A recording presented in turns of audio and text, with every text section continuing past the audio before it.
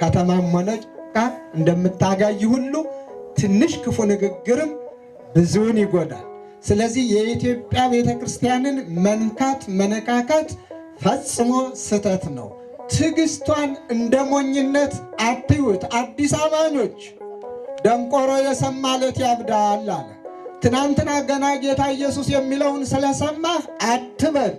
የኢትዮጵያ ቤተክርስቲያን ኢየሱስ ክርስቶስን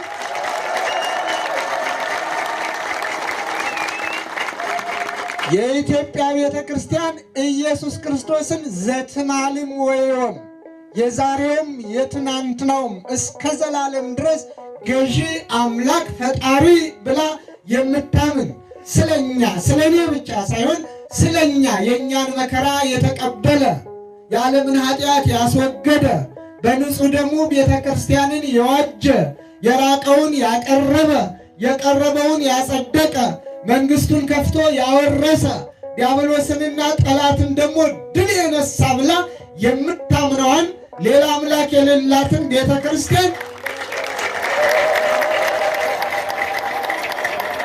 ስም መስጠት አደገኛ ነው። መንግስትም እንደነዚህ አይነቶችን ለአንደበታቸው መዝጊያ የሌለውን ባልተጣፈረ ልሳናቸው ታላቋን ቤተክርስቲያን የሚነካኩትን አቁሙ፣ ሃይማኖታችሁን ብቻ ስበኩ ሊላቸው ይገባል። ለእንዲህ አይነቶቹ ትዕግስት የለንም። ለእንዲህ አይነቶቹ አንታገስም። ካስፈለገ በጥብጠን እውነተኛውን የእግዚአብሔርን ቃል ይስሙም አይስሙም እንግታቸዋለን። ሲያቀረሻቸው ያቀረሻቸዋል።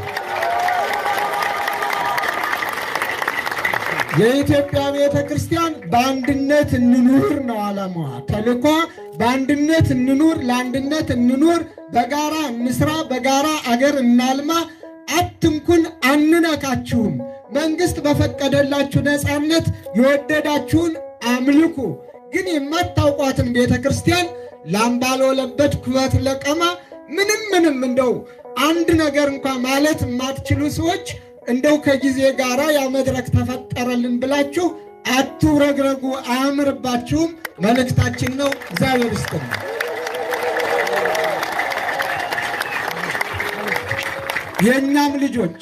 የእኛም ልጆች በተለያየ ዘመን ባመጣው ሚዲያ የምትጽፉ እሰጥ አገባ ውስጥ አትግቡ፣ ተራ ስድብም አትሳደቡ። ለእኛ ስድብ አልተፈቀደልንም። እውነታውን ግን መድረክ እያዘጋጀን መልእክታችንን እናስተላልፋለን። ከዚያም በላይ እንደ ሕግ እንደነዚህ አይነቶችን በሕግ እንጠይቃለን። ሕግ የማይገዛቸው ሲሆን ደግሞ በአባቶቻችን ስርዓት ልንገባ ወደሚገባን ሱባኤ እንገባለን። እግዚአብሔር ደግሞ ስራውን ይሰራል፣ ታምራቱን ይገልጣል። ስለዚህ የገበያ ማድሪያ አንዳንድ ጊዜ ስድቦች በጸኑ ቁጥር እሰጥ አገባ ውዝግቡ በፈጠነ ቁጥር ተጠቃሚዎች ሊኖሩ ስለሚችሉ የኢትዮጵያ ቤተክርስቲያን እንዲህ አይነቱን አታስተናግድም። ባሏት ሚዲያዎች መልእክቶቿን ታስተላልፋለች። አሁንም መልእክት ይድረስ። ተከባብረን እንኑር። እንደ ሙስሊሞቹ አዳዲስ ክርስቲያኖችም አዳዲስ ክርስቲያን መሆናችሁን እኛ አንጠላባችሁም።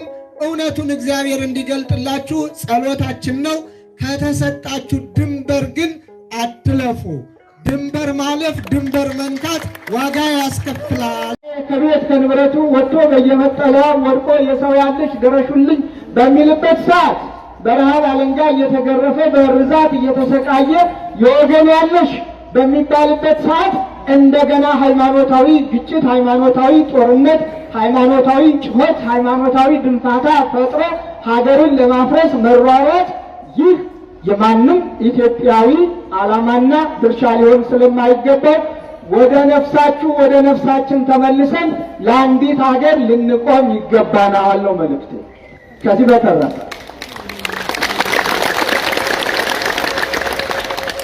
የኢትዮጵያ ኦርቶዶክስ ተዋሕዶ ቤተክርስቲያን እምነት ተከታዮች በሙሉ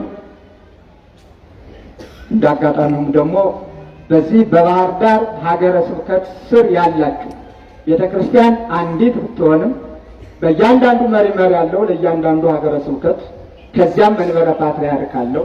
ሁላችንም የምንሳተፍበት ቅዱስ ሲኖዶስ አለ። ለምንሰራው ስራ ሁሉ ስሜታውያን ነን። በስሜት አንነሳ።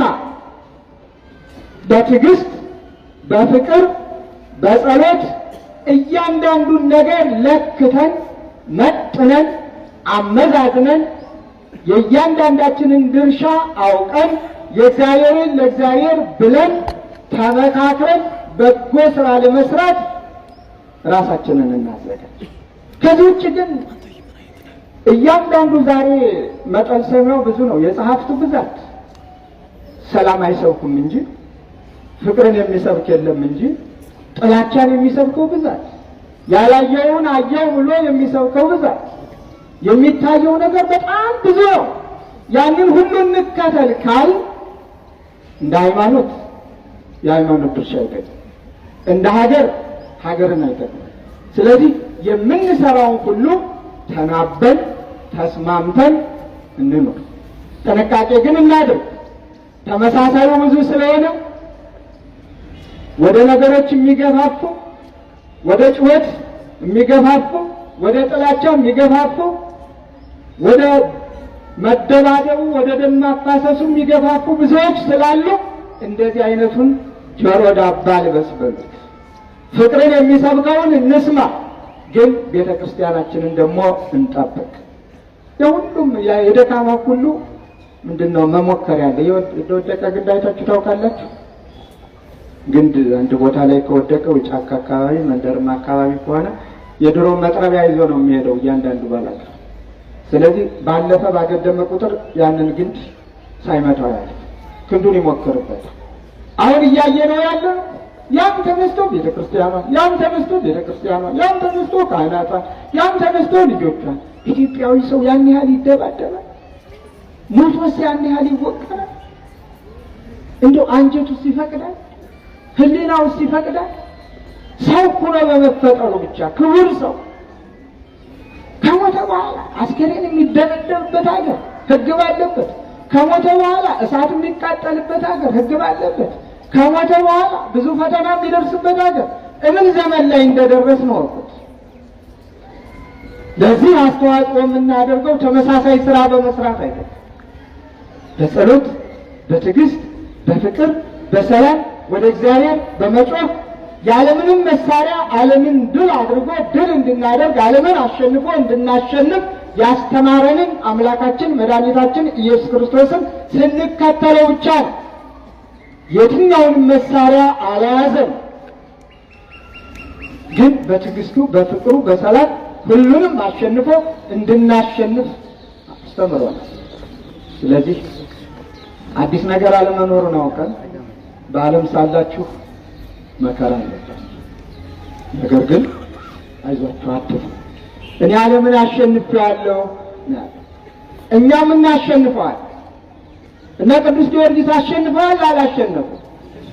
ስንት ነገስታት ነው ቅዱስ ጊዮርጊስ ያሸነፈው? 70 ነገስታት። ምንድን ነበር በእጁ ያለ? ጦር፣ ሰይፍ። ምንድን ነበር በጊዮርጊስ እጅ ያለ? ነፍጥ። ምንድን ነበር በጊዮርጊስ እጅ ያለ? ወንጭፍ፣ ድንጋይ፣ ጎራዴ። ምንም ነገር አልነበር። መስቀሉ ብቻ ነው በእጁ ያለ። እምነት ነው ያለ፣ ትዕግስት ነው ያለው፣ ፍቅር ነው ያለው። በጸሎቱ እሳት አውርዶ በእሳት አቃጥሏቸዋል። በጸሎቱ እሳት ጥሩ አይደለም፣ እሳት አንድዶ አይደለም፣ በታምራት ነው ከእግዚአብሔር በሆነ ኃይል።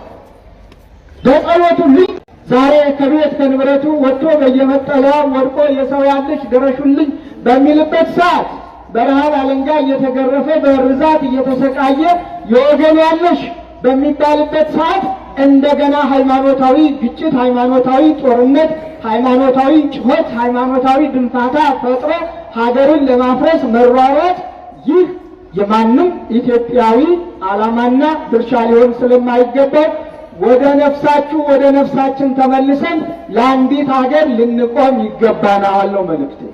ከዚህ በተረፈ